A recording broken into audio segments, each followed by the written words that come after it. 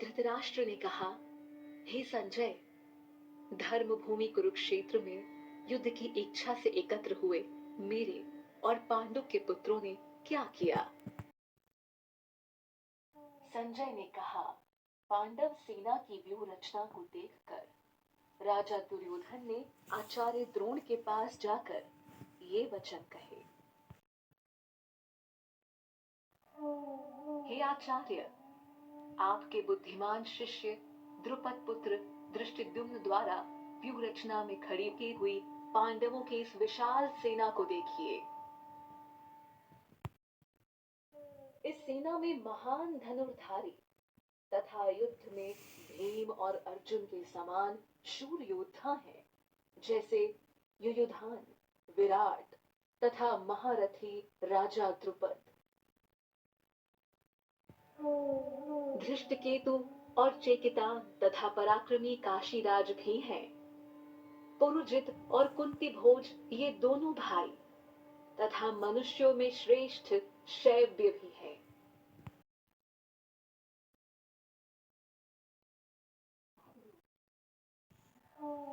पराक्रमी युधामन्यु, बलवान उत्तमौजा, सुभद्रा पुत्र अभिमन्यु और द्रौपदी के पुत्र ये सब महारथी हैं। हे द्विजोत्तम, अब हमारे पक्ष में जो विशिष्ट योद्धागण हैं उनको भी जान लीजिए।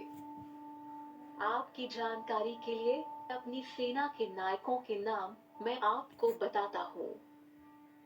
स्वयं आप द्रोणाचार्य, भीष्म, कर्ण तथा रणविजय कृपाचार्य, अश्वत्थामा, विकर्ण एवं सोमदत्त का पुत्र भूरिश्रवा है। अनेक प्रकार के अस्त्र शस्त्रों से सुसज्जित तथा युद्ध में कुशल और भी अनेक शूरवीर हैं, जो मेरे लिए प्राण त्यागने को तैयार हैं। भीष्म के द्वारा रक्षित हमारी सेना असीमित है, किंतु भीम द्वारा रक्षित उनकी सेना सीमित ही है। अपने अपने स्थान पर स्थित रहते हुए आप सब लोग भीष्म पितामह की ही सुरक्षा करें।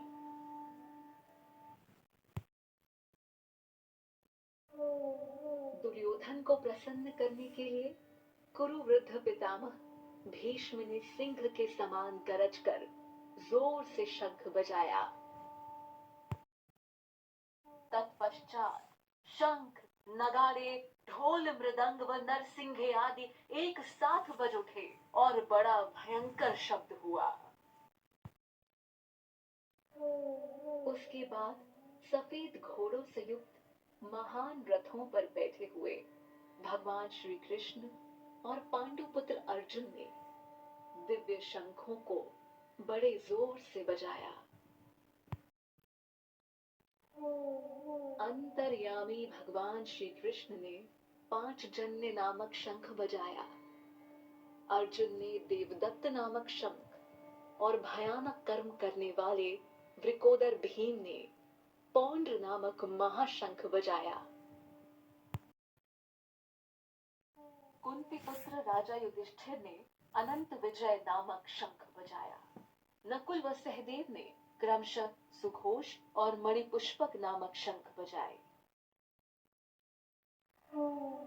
महाधनुर्धर काशीराज, महारथी शिखंडी, धृष्टद्युम्न, राजा विराट और अज्ञेय सात्विक।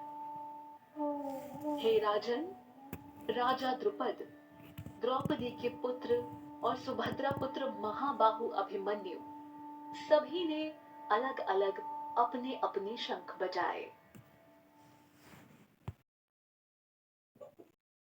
शंखों के उस भयंकर शब्द ने आकाश और पृथ्वी को भी गुंजाते हुए धृतराष्ट्र पुत्रों के हृदय विदीर्ण कर दिए।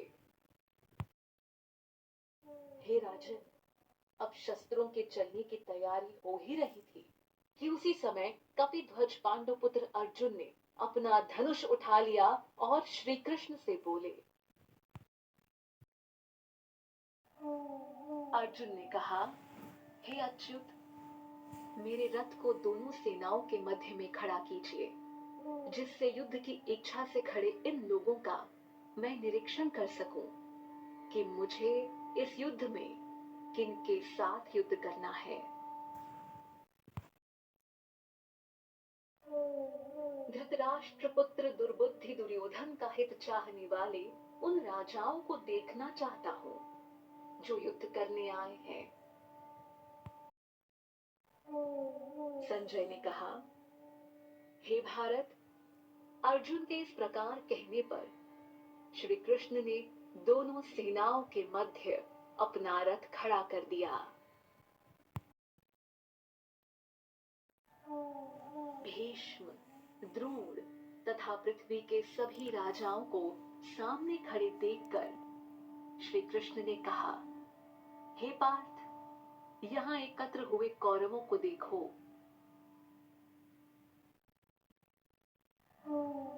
अर्जुन ने वहां उपस्थित दोनों सेनाओं में खड़े पिता के भाइयों, पितामहों, आचार्यों, मामों, भाइयों, पुत्रों, पौत्रों, मित्रों को देखा। दोनों सेनाओं में श्वसुर और शुभ चिंतकों को भी देखा। उन उपस्थित सभी बंधुओं को देखकर उनका मन करुणा से भर गया और वे शोकयुक्त होकर बोले, युद्ध भूमि में अपने ही लोगों को युद्ध के लिए सामने देखकर मेरे अंग शिथिल हो रहे हैं और मुख भी सूख रहा है और मेरे शरीर में कंपन तथा रोमांच हो रहा है। मेरे रोम खड़े हो रहे हैं। मेरे हाथ से गांडीव धनुष छूटा जा रहा है और त्वचा जल रही है। मेरा मन भ्रमित हो रहा है और मुझसे खड़ा नहीं हुआ जा रहा। हे केशव, मैं इसमें अपशकुन देख रहा हूँ और युद्ध में स्वजनों को मारकर कल्याण भी दिखाई नहीं दे रहा है। हे कृष्ण, न मैं विजय चाहता हूँ, न मैं राज्य और न ही सुखों को चाहता हूँ। हे गोविंद, हमें ऐसे राज्य से अथवा ऐसे भोगों से जीने का क्या लाभ है?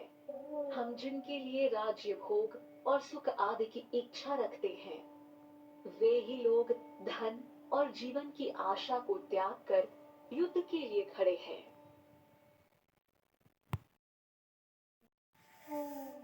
ये लोग गुरुजन, ताऊ, चाचा, पुत्र, पितामह, श्वसुर, पोते, साले तथा अन्य संबंधी हैं। हे मधुसूदन, मुझे इनको मारने पर पृथ्वी तो क्या, तीनों लोकों का राज्य भी मिले तो भी मैं इनको मारना नहीं चाहता। हे जनार्दन, धृतराष्ट्र के पुत्रों को मारकर हमें क्या प्रसन्नता होगी? इन आतताइयों को मारकर हमें तो पाप ही लगेगा। इसलिए हे माधव, अपने बंधुजन धृतराष्ट्र के पुत्रों को मारना हमारे लिए उचित नहीं है, क्योंकि अपने ही लोगों को मारकर हम कैसे सुखी होंगे?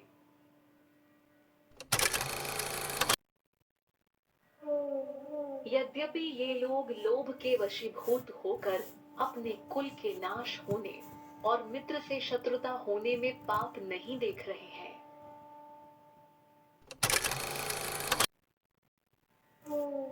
हे जनार्दन, हम लोगों को अपने वंश के नाश होने के दोषों से बचने के लिए क्यों नहीं सोचना चाहिए?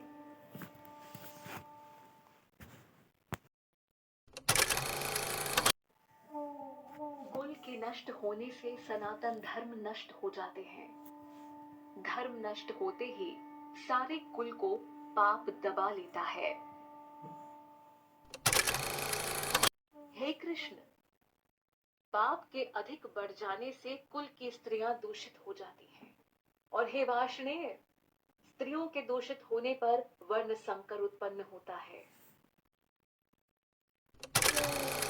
वर्ण शंकर कुलघातियों के कारण कुल नरक में चला जाता है और पिंड जलदान की क्रिया से वंचित इनके पितर भी नरक में गिर जाते हैं।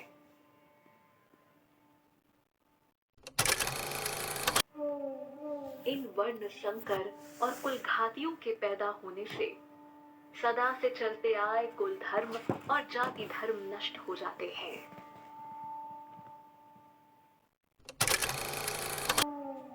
हे जनार्दन, हमने सुना है कि जिनके कुल का धर्म नष्ट हो जाता है उनका अनिश्चित काल तक नरक में वास होता है। अहो, बड़े शोक की बात है कि हम राज्य और सुख के लालच में बड़ा भारी पाप करने का निश्चय कर बैठे हैं और अपने ही कुटुंब का नाश करने के लिए तैयार हो गए हैं।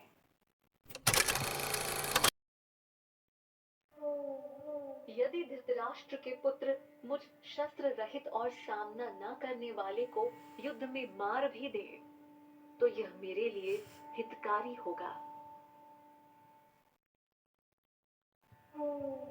संजय बोले। ऐसा कहकर शोक से बेचैन होकर अर्जुन अपने धनुष बाण को त्याग कर युद्ध भूमि में रथ के मध्य भाग में बैठ गए।